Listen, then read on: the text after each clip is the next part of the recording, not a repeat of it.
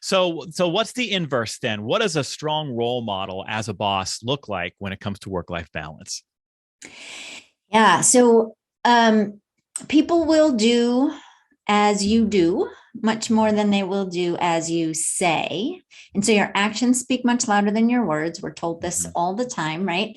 So, for example, one of the most the very first article I ever wrote for Harvard Business Review became the most popular article on the site that year. And it still remains pretty popular. I still hear from people about it. And the title is Your Late Night Emails Are Hurting Your Team.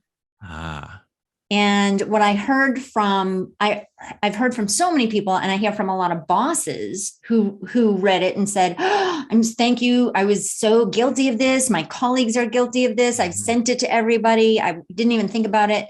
And then I've heard from employees who say, "Oh my gosh, you're so right," and I sent it to my boss. And Yes. so, right.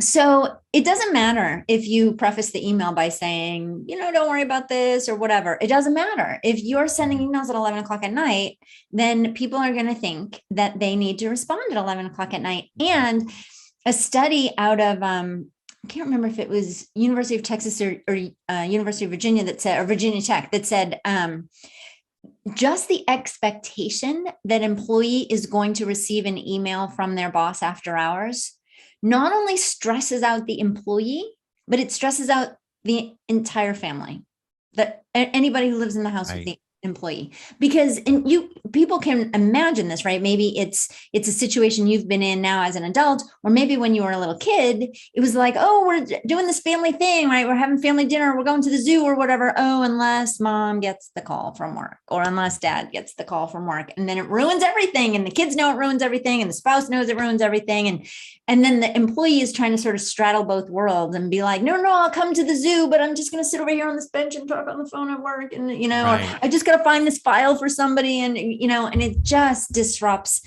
everything. And so it's Yeah. super disruptive, and it's super stressful. And I talk to leadership groups a lot. And one of the things I tell them is that I am just always